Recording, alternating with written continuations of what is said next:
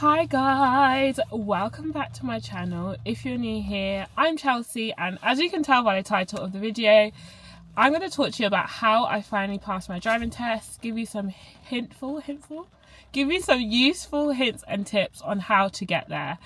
I'm in the car. I thought it'd be cool to film this in the car. It's raining, so grey. Let me show you. I mean, the rain isn't really showing up, but if you hear like a little pitter-patter sound, that's the sound of the rain. So I guess I should start from the beginning. I feel like I should hold this because I actually already recorded this video, but basically it was very shaky because I was like moving and the camera was shaking the whole time. Let's make sure it's nice and steady. Right, so my journey started, I can't remember if it's 2016 or 2017, but let me give you some context. So before where I live now, I used to live in Watford, and so in 2016, 2017, I was 22, 23, right? So I graduated uni and I lived in Watford. My first job, like big girl job, was at a college in Watford. I could walk there in about 20 minutes and I walked home. Everything in Watford is very accessible. Like if you want to go into London, if you want to go to Scotland, if you want to go up north, down south, there's somewhere for you to get there without having to drive. So driving never really crossed my mind, to be honest. But then I remember at my first job and there was this guy and he was like, oh, have you thought about driving? So I did my theory test and I passed first time. And I guess if you've looked into driving, you know this, but you can't do your practical driving test unless you pass your theory test. So that's the first thing. Do your theory test, and my tips and hints for that would be to practice the test. I think it's a DVSA or is it DVLA? I don't know, but there's a theory test app. If you just type it in like in Google or your app store, whatever phone you have, you should be able to download it. I think I paid £5, which I know people want to do free things, but for me, I really got it, and it lasts forever. So if you fail your test like the first time, then you can retake and continue using the app. The app is very useful because you can do like mock tests, you can do like the hazard perception test, you can do tests in all of the different areas of like, because the theory test tests different sections of your test, if that makes sense, like different sections of driving. So it's really, really good. So I would recommend that. I passed my theory test on the first time because I practice.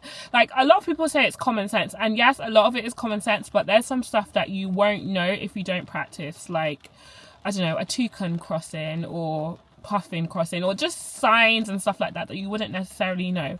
So I'd recommend practicing. So once I got that out of the way, I was like, I'll do the theory test first because then I don't have the pressure of, I hope when I watch back this footage it's not shaky, because sometimes I don't realize that I'm moving and it's very, very annoying.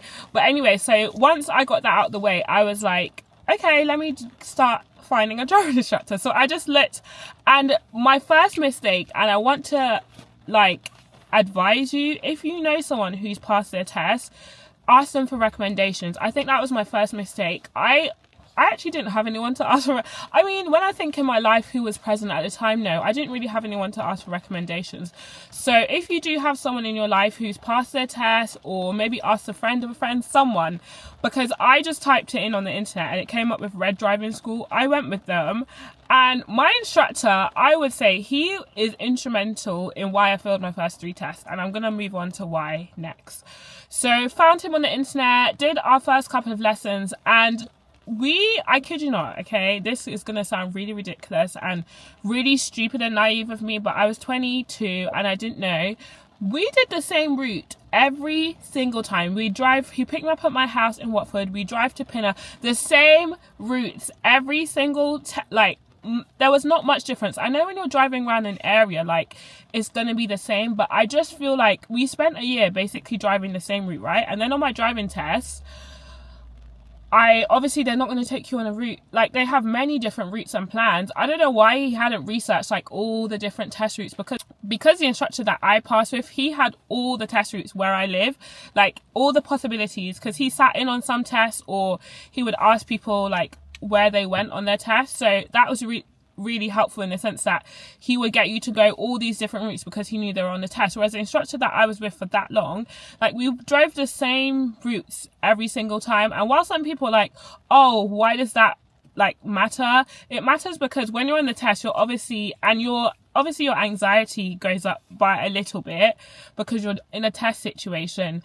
And although the skills are the same, like, driving skills are driving skills, you know what I mean? But I feel like as a new driver, you need to be challenged and tested over many different routes, you know? Test your skills. How do you react when it's heavy traffic? Like, can you bay park while someone's waiting behind you? Because, you know, when I did my last test that I passed, there was literally people behind me and I had to do a bay park. So, was it bay park? No, sorry, parallel park. Bay park, same thing. But just how do you respond in stressful situations? You need to be put under stress because in the test, like, I think my last driving instructor says, like, your performance decreases by like 15% due to like stress and anxiety, and that's a normal thing to feel in a test situation. So I just didn't like, now that I reflect, he was a bad driving instructor, and it's not because I failed my test is why I'm saying that. He would shout at me when I made mistakes. He would shout at me. He was like, oh, Chelsea, why are you doing that? And I was like, I would get really, really nervous. So I feel like when you have a driving instructor, that person needs to be patient. They need to be calm with you. And he would shout at me when I made mistakes, but the reason, like, you're doing your driving lessons is so you make mistakes. Like, you're learning. When you're learning, you're going to make mistakes. So I did 3 tests with him. I did them all in Pinner, which, again, like, I don't mind doing my driving tests wherever because, as I said, driving skills are the same wherever you are. But I lived in Watford and I knew Watford well, so I'm not really sure why we weren't doing the test in Watford. Like, I just feel like he was ripping me off, and it was really, really expensive. So I did 3 tests with him, and I think that took me up to, I want to say 2018, when my brother was on the X Factor, and I was like going to the shows every week and stuff like that. So I decided to take a break, and after 3 tests, my confidence was literally on the floor because I couldn't understand why I was failing, and also why he said that I was ready. Obviously, like, as an experienced driving instructor, if your driving instructor says that you're ready, then you're going to go forward for the test. So after 3, I was like, something's wrong with me. Like, I can't do this. And I was never an anxious driver. I'm not an anxious driver now. Or what I should say, I wasn't an anxious test participant for the driving test, right? But after 3 failures, my anxiety was through the roof. So I stopped, as I said. I decided to take a break. And a lot of people say, don't take a break because then, like, just keep going. But I actually think there's periods in your life where sometimes you just need to take a break. And also, by the way, your theory test, so Bayesian of me, your theory test runs out after 2 years, okay? Not theory tests. That's why I said so Bayesian of me, by the way. If you're new here, I was born in Barbados, so sometimes the way I pronounce my words are very different. But yeah, your theory test runs out after 2 years, so you need to do your test within that time. So obviously, I think I started in 2016.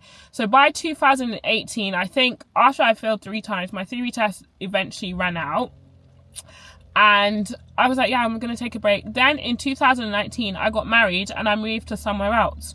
So I took my theory test again. I passed it. And then what did I have to do? I think my husband then recommended me a driving instructor. And that man has the patience of a saint. Praise God for him. And I've told him so many times, like, he was the reason why I passed. And God. I do believe in God. And it was just, there was a number of reasons why I want to say that I passed. I cannot remember how many times I failed. I'm being so honest. I think I must have failed like 7 or 8 times. I'm not sure.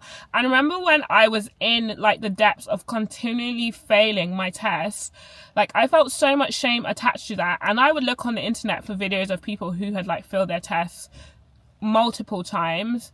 And a lot of people were saying, oh, maybe if you fail that many times, just some unhelpful people, 1 or 2 people on these forums that I would read, like, maybe you shouldn't be on the road. And I agree, like, if you're failing your tests and making serious errors every single time, then maybe you shouldn't be. But for me, it was really bad anxiety.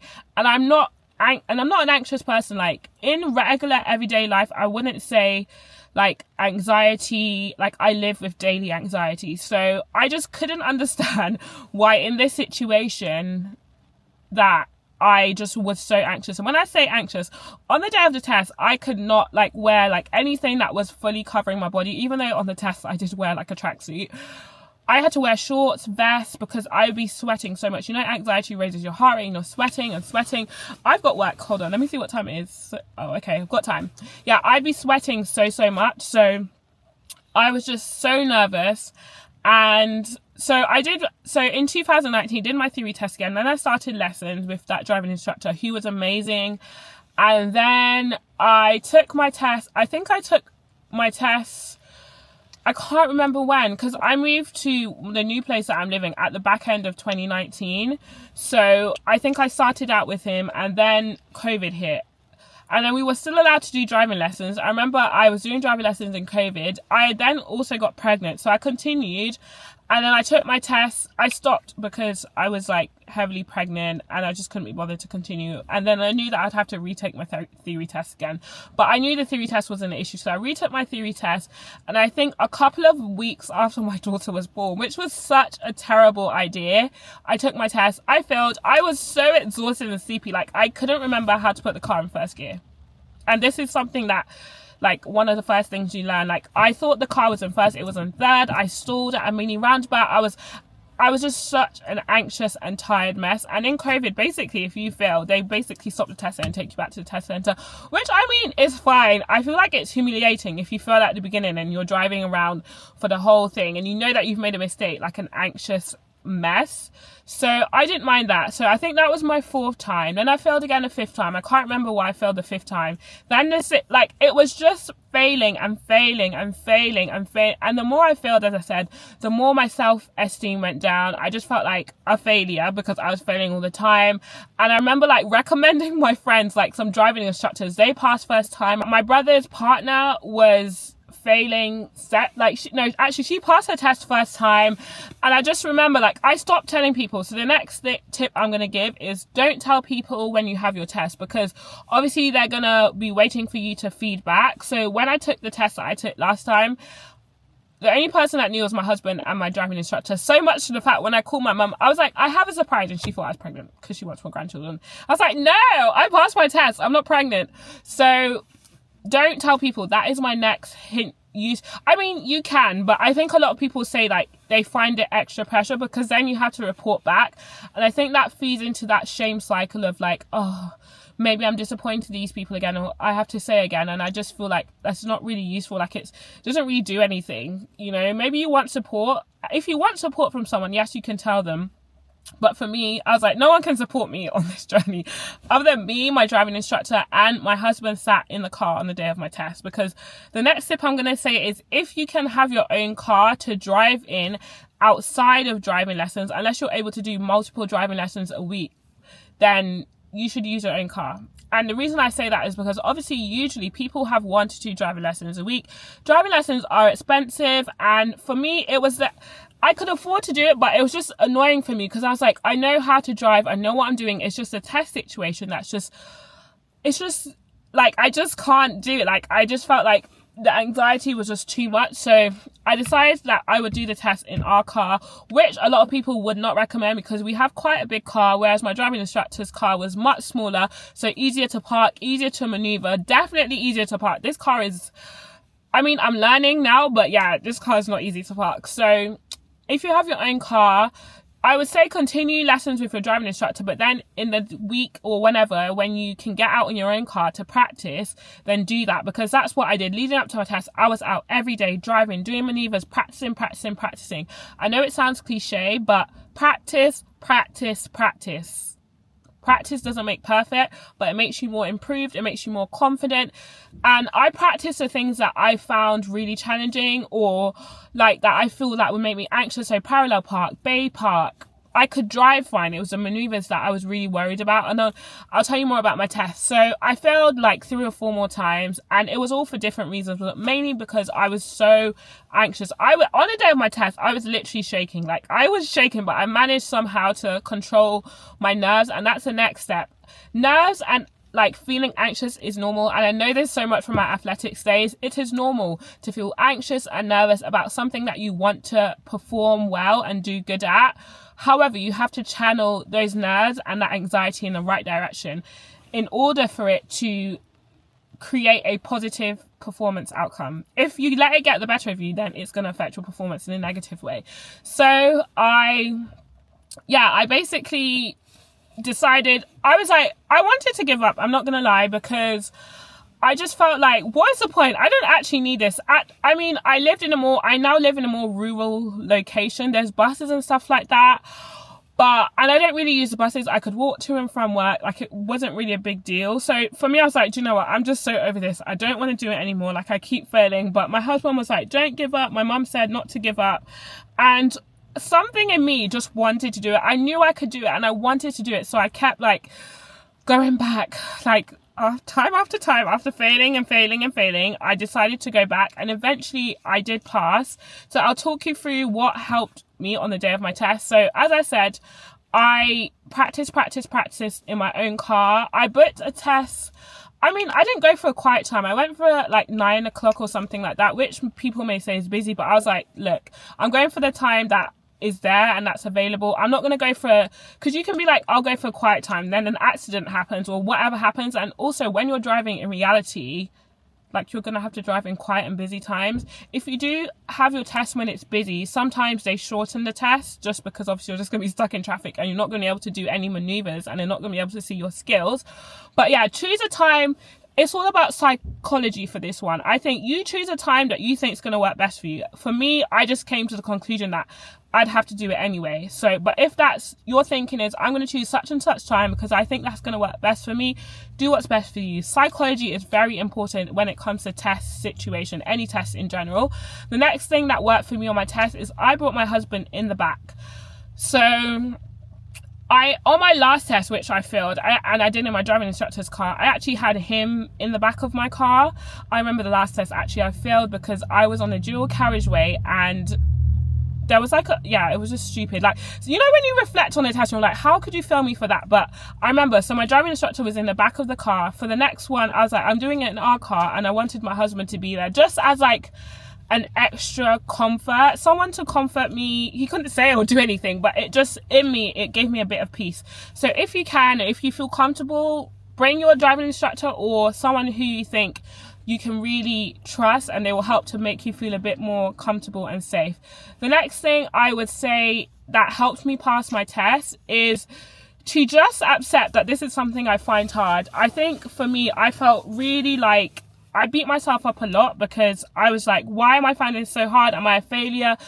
Like, the list of negative self-talk that was going through my head was a lot. So I know it's so hard when you failed over and over again, but I would say you need to manage your negative self-talk. Yes, you failed, but you are not a failure. You failed at this one thing, but it doesn't mean, like, you don't describe yourself as a failure. You don't meet someone new and say, hi, I'm a failure.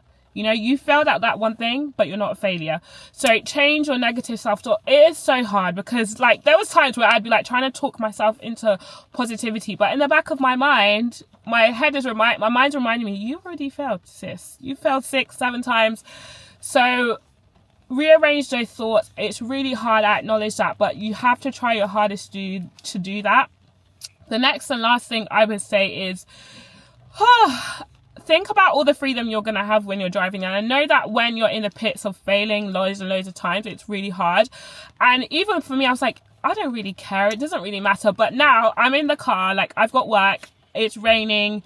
My husband doesn't have to leave the house to take me there, pick me up and drop me off. If I want to go see my friends, I can go see my friends. You get so much freedom from driving, and I don't want to seem like I'm rubbing it in your face, because if you're watching this video and you failed before, and you fail many, many times and you feel like you can't do it, I was once there. So it's not I'm much better than you sort of thing. I get it, but I'm just telling you, once you pass, the feeling of freedom is just so incredible. Like, you can just pick up and go wherever you want. And for me, I have a 3.5-year-old, so sometimes it's very beneficial to get out the house with her. Everything, as I said, is in walking distance that we want to do, that we could do, but it's still nice to maybe do something different every once in a while. But yeah, those are my tips. Like, it has been a hard journey. It took me, I told you I lost count, but I started in 2016. I passed in 2024. That is 8 years, loads of theory tests, loads of driving instructors, lots of money that I paid out on new tests. Every time, obviously, you have to book a new test. I think a test is like £71, so that's a lot of money over a long period of time, and the driving lessons as well. But you have to keep going. If there's something that you really, really want to achieve, you can do it. If you've got any useful hints and tips down below. Last thing I'm going to say is, I did see some people on the internet say like they went to the doctor and they prescribed like beta blockers and like anxiety medication, so you can also explore that route for you. I did think about taking like, I can't remember, my mum recommended like this thing to me. I'll put it on the screen, but I didn't do that. I did actually try that, but I don't think it worked. On the day of the test, I didn't do that. I just practiced like breathing exercises to calm my nerves, and yeah, I think that worked. But if you've been in this situation before, if you're currently in it, please comment down below, leave some useful hints and tips for whoever might watch this video, because I was once searching the internet for useful hints and tips, and that's why I'm sharing this video. So yeah, I hope this video was helpful, and I'll give it a thumbs up and subscribe if you want to, and I'll see you in my next video. Bye.